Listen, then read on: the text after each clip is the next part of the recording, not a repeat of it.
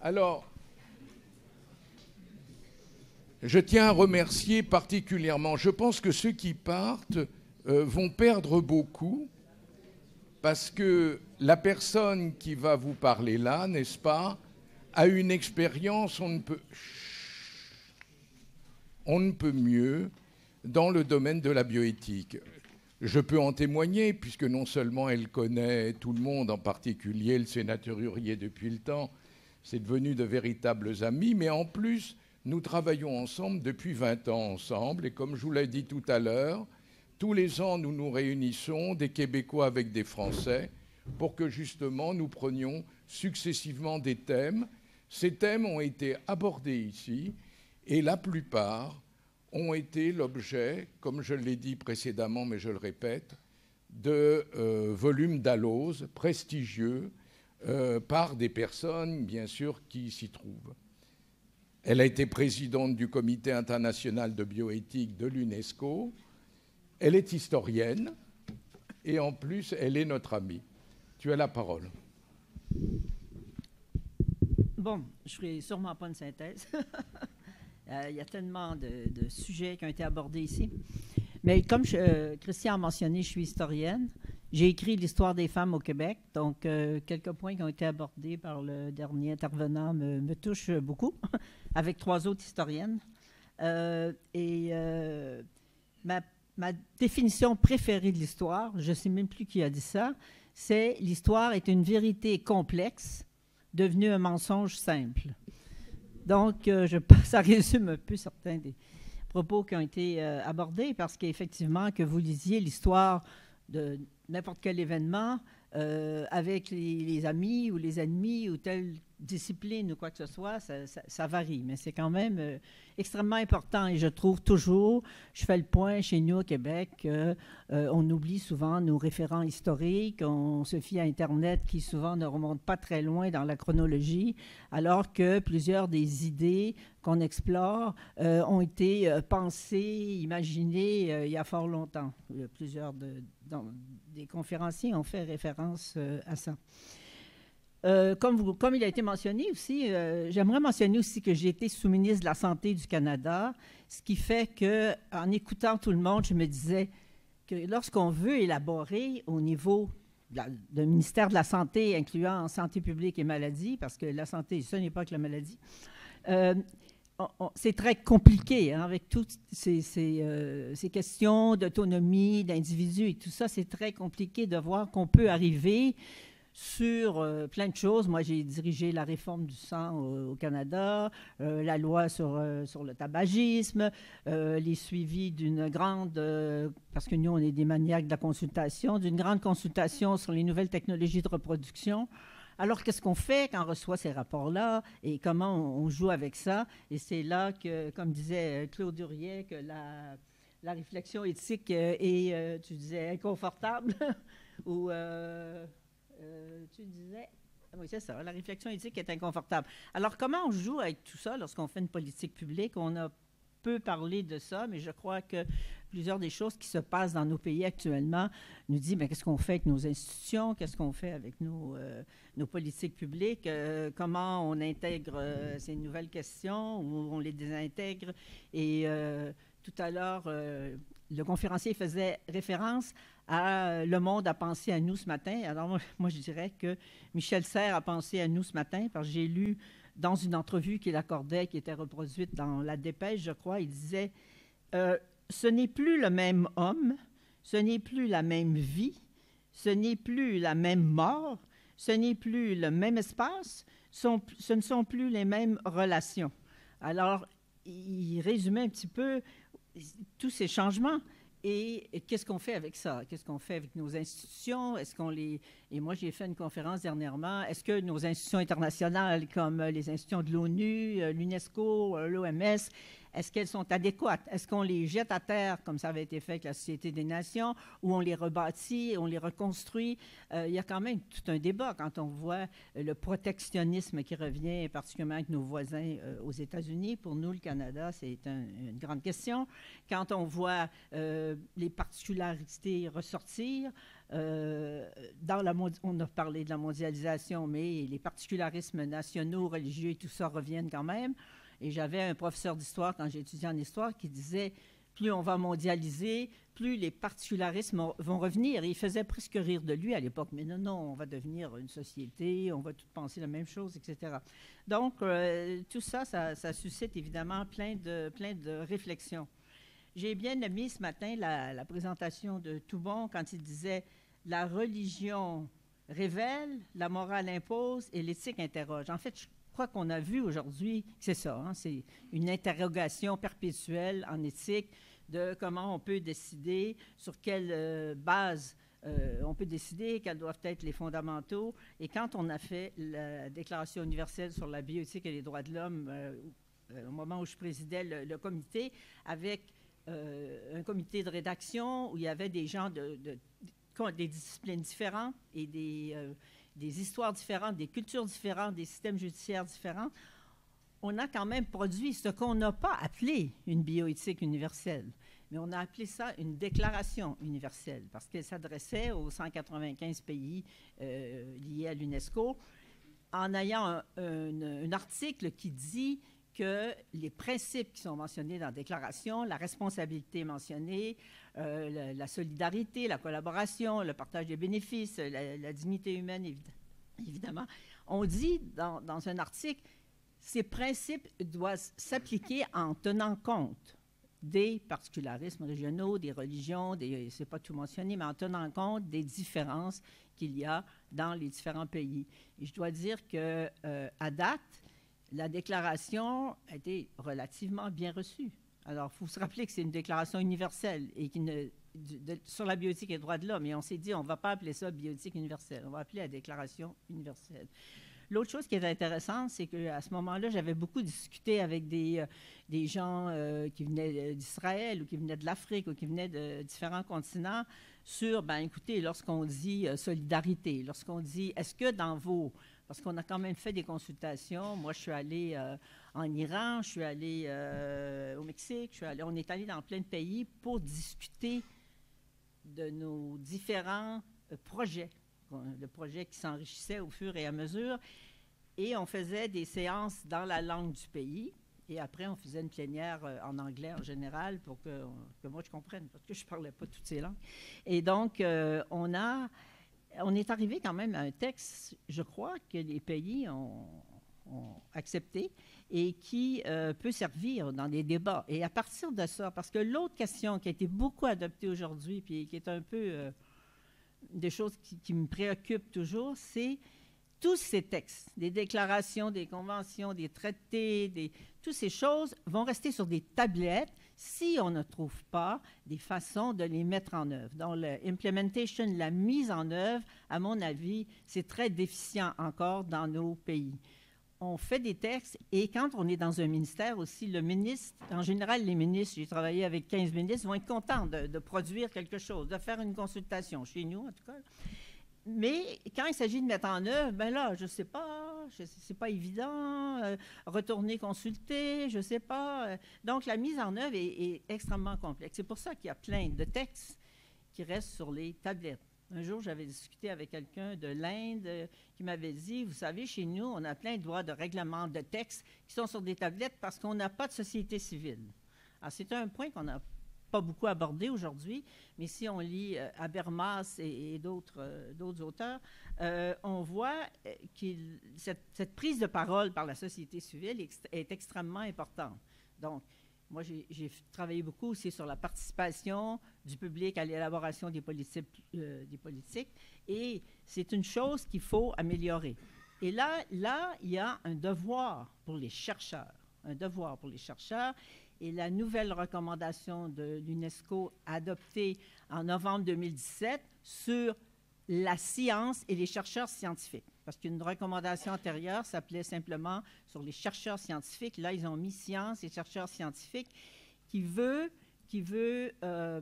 expliquer comment il est important pour les chercheurs, ce sont des chercheurs qui ont contribué à l'élaboration, de faire de la pédagogie, de s'impliquer dans leur communauté, de s'impliquer dans leur pays, d'aller à la télé, d'aller à la radio. Et souvent, les chercheurs hésitent Parce que leur objectif dans la vie, c'est de publier ou de périr. Parce que dans leur évaluation, on ne prend pas en compte leur participation dans la société civile.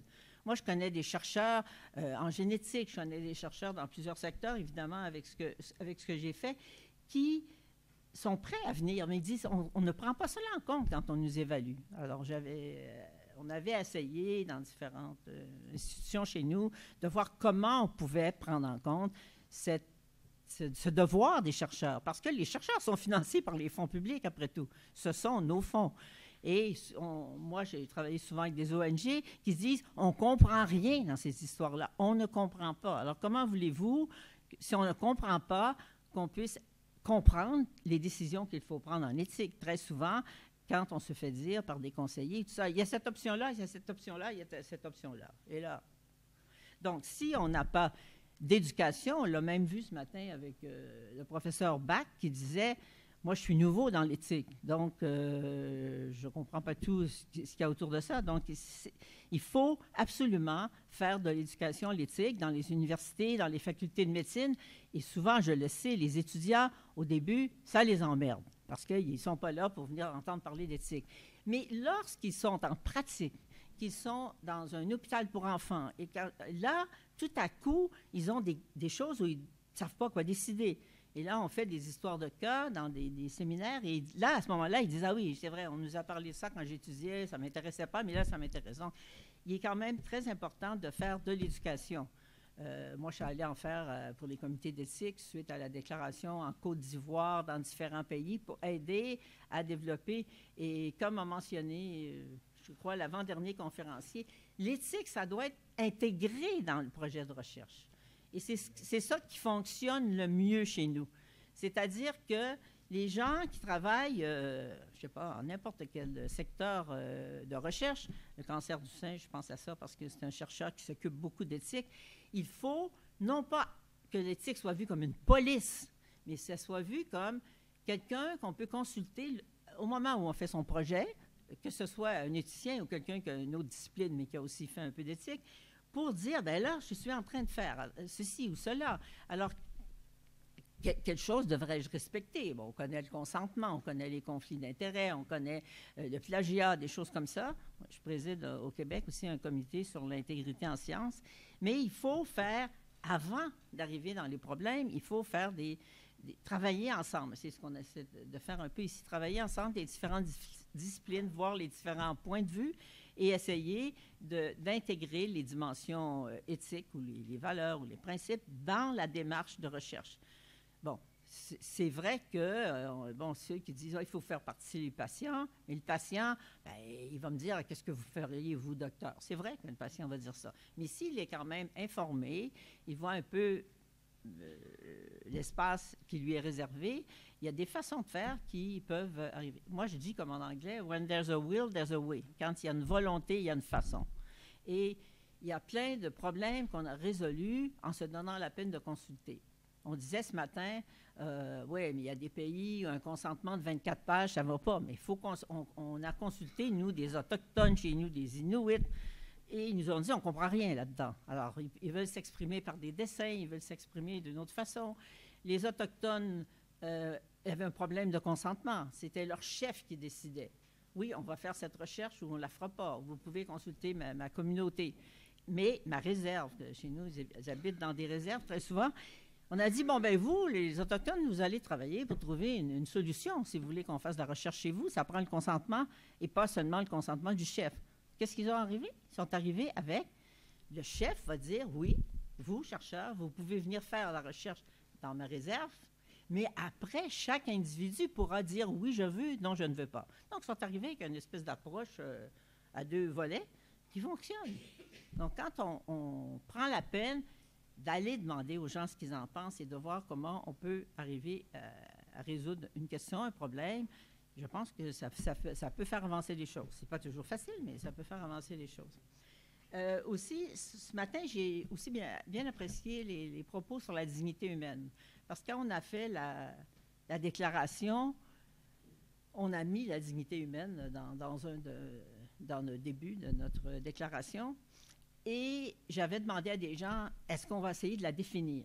ils ont dit, Michel, essaie pas de la définir, tu n'en sortiras pas. Alors, on l'a mis quand même. On doit respecter la dignité humaine, la liberté, etc. Mais c'est vrai que c'est un concept à plusieurs facettes qui est très difficile comme l'a bien exprimé M. Toubon, le professeur Toubon ce matin.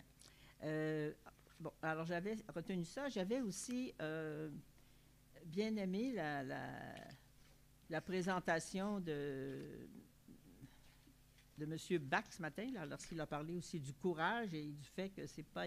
Donc, mettre ensemble la science, mais c'est vrai qu'il faut des données probantes, comme on dit chez nous, des données scientifiques, mais ça change, la vérité n'est pas nécessairement là, ça se modifie aussi, la science. C'est pas la science versus l'éthique.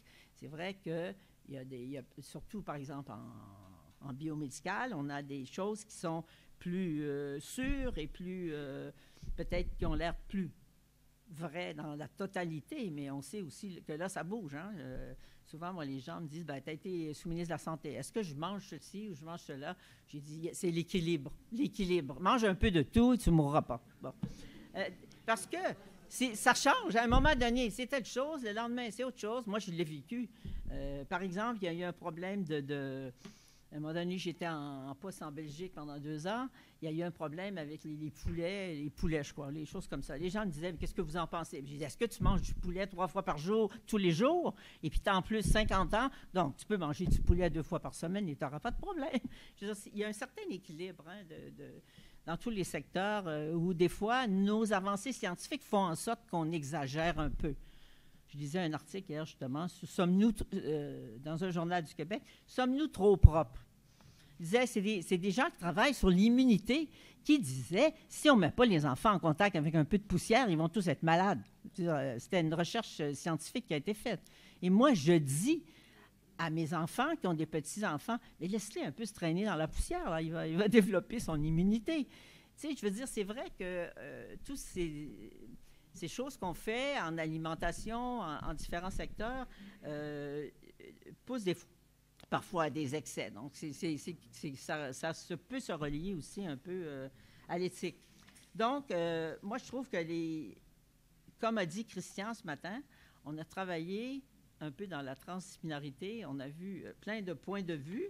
Et si on reprend un peu le propos avec lequel Hubert Reeves a conclu ce matin, on peut dire, on a les technologies, mais qu'est-ce qu'on fait avec? Alors, dans le qu'est-ce qu'on fait avec, c'est là qu'est la question, je pense, qu'on retrouve la dimension éthique. Parce qu'il y a des gens ici, des gens qui me disent parfois, j'ai jamais fait d'éthique, mais tu en fais tous les jours d'éthique. Parce que tu prends des décisions, tu regardes les aspects.